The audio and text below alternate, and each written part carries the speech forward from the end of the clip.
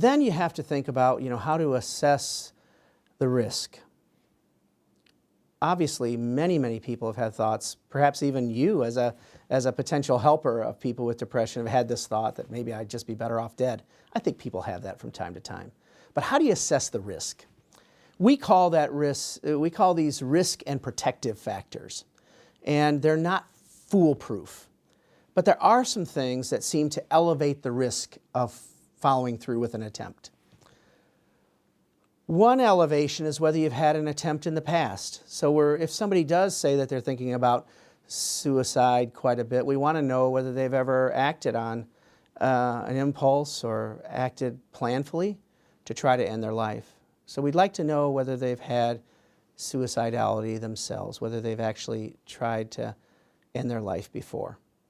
If they haven't tried, have they made preparations? So have they written a letter, or have they gathered whatever means might be reasonable? Have they done that in the past?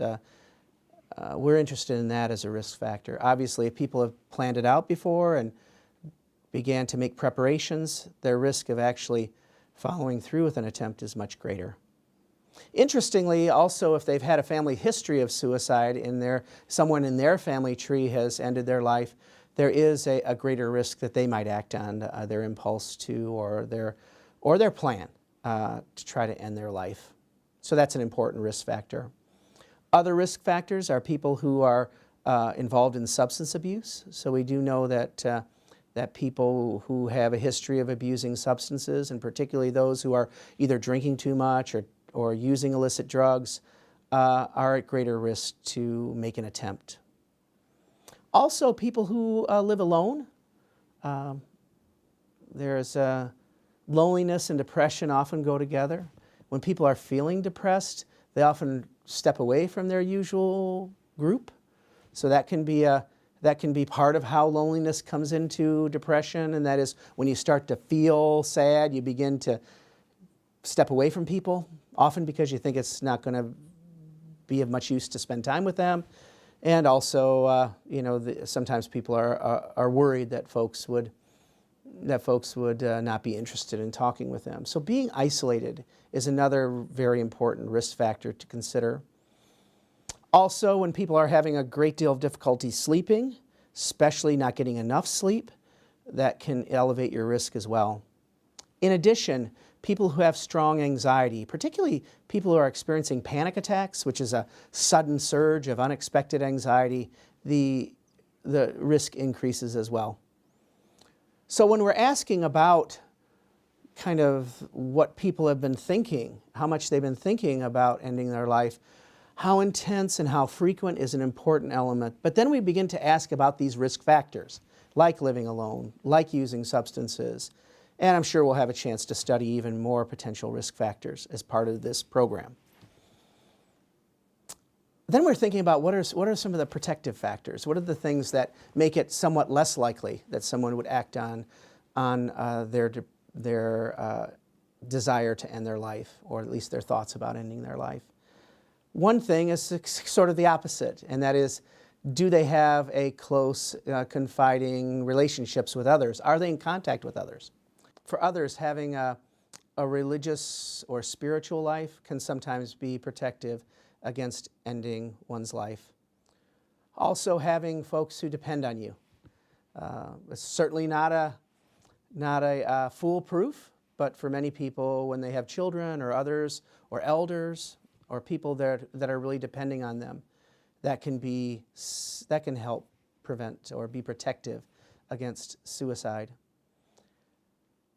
Those are just some of the many protective factors that could be important to talk about when you're trying to understand, is this a person who has occasional thoughts about ending their life, or is this a person I should become more concerned about? And as we become more concerned about people, then we'll think about what to do.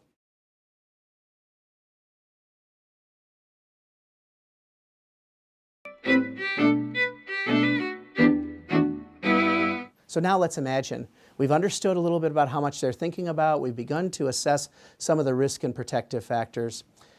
The next big element of understanding is planning and preparation.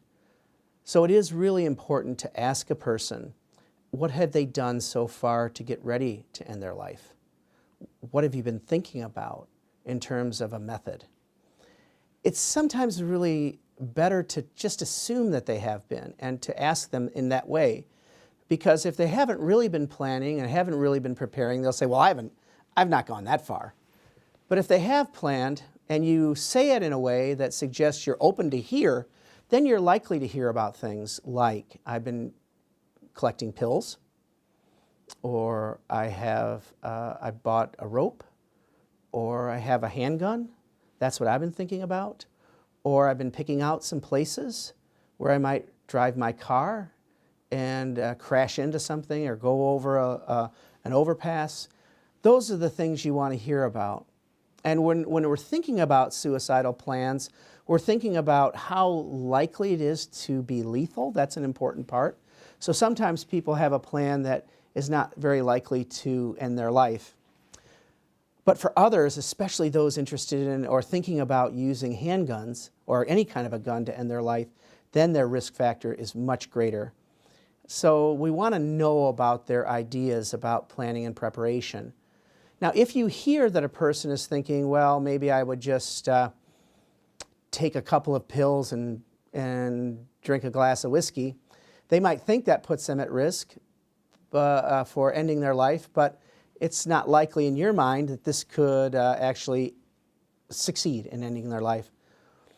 Well, I think that gives you just the most minimal amount of comfort because you have no idea really as a clinician whether they're going to change their mind. So planning and preparation is really important as part of your assessment of suicidal thoughts, suicidal ideas, suicidal impulses, and depression.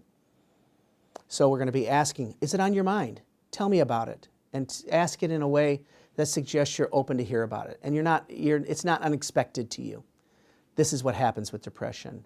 Then begin to ask about those things that seem to be increasing their likelihood. Those things you already know about that seem to be increasing their likelihood of acting on a plan to hurt themselves. Ask about that plan and find out the details. The farther along in that plan they are, the greater the risk.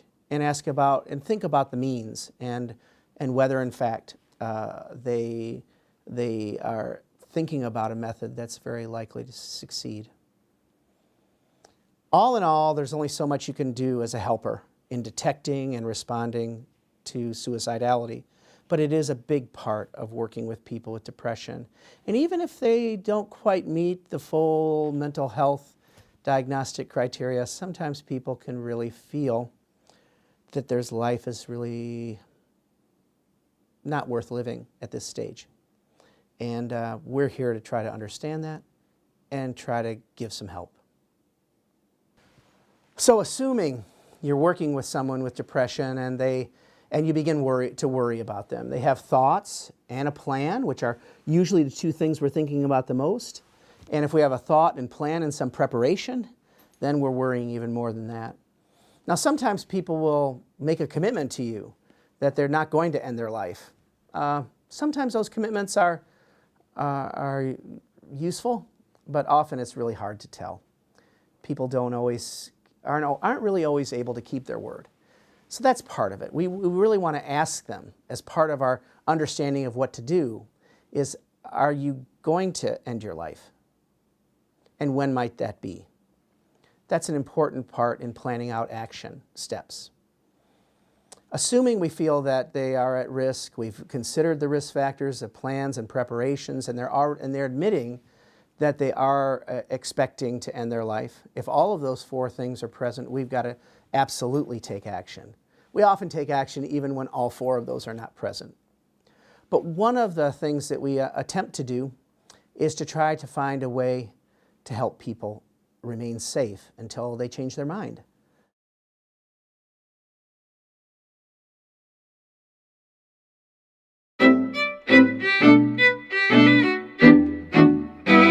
Often people who have attempted suicide and they survived it later are happy that they didn't die, that they survived it.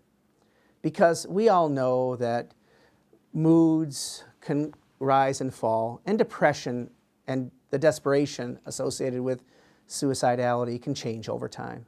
And often people, when they have a little more time, perhaps they have a little relief from the stressors of day-to-day life, can start to get their perspective about what might be ahead in the future and to think a little more hopeful about whether their life is worth living or not. So one of the things we're trying to do is to get them to safety.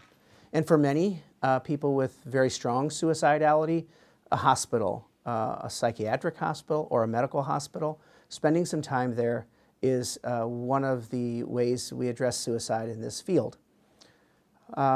Certainly, when they're actually in the hospital, their risk of harming themselves goes down. Certainly people do sometimes succeed in ending their life even when they're in a hospital. That can happen, but the odds go way down. So hospitalization is one important route for managing this kind of risk. And one of the things that's really important when thinking about suicide risk and helping to take action is to not leave it up to yourself. That this is a time when you think somebody's at risk, they're talking about, they have a lot of thoughts about it, they have plans, they're taking preparations, they can't commit to their own safety, all those things might be in place.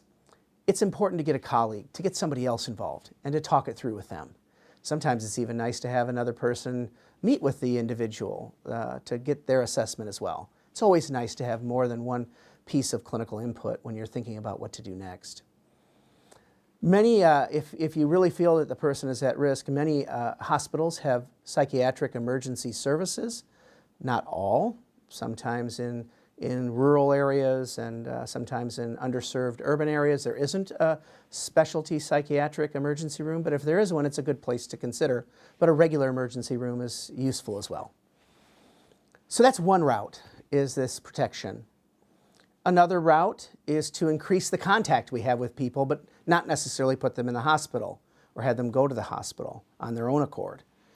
If you decide that hospitalization is not a great fit, then one possibility is to increase the amount of contacts that people have. In this particular study, obviously, we have a plan for people to participate in these groups and or to participate in the individual treatment. But in many cases, they might need more. And a person can step away from this study and get more intensive treatment. And sometimes that's what we call intensive outpatient therapy, where they go every day, or day treatment it's sometimes called, or just more visits with an outside counselor. In addition, sometimes treatment is changed. Medicine is added, medicine is increased. So it's not only the psychological treatment which might be increased, but also the medical treatment as well, the pharmacotherapy or medication therapy or other approaches like that. Another thing that we do when people are at risk for suicide is to try to get close people in their life, try to help inform them that this is going on. Often they haven't told people who are close to them.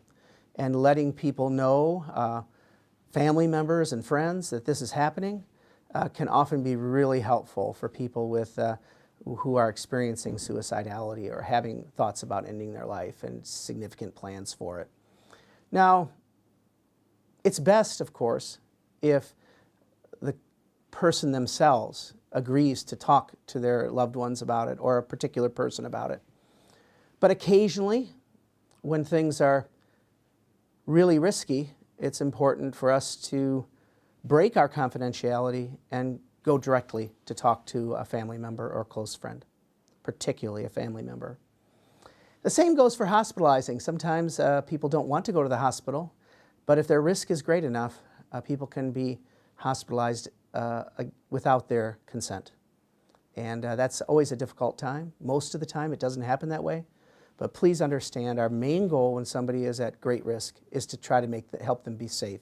And safety is increased by the place you are in, like a hospital, the people you're seeing, like your professional clinicians, and also the support you're getting from your family and friends. All of that, all three of those things are sometimes done together in a way to help a person have a chance to see that their future might be better than they thought, and that the treatments they're getting could be made even better.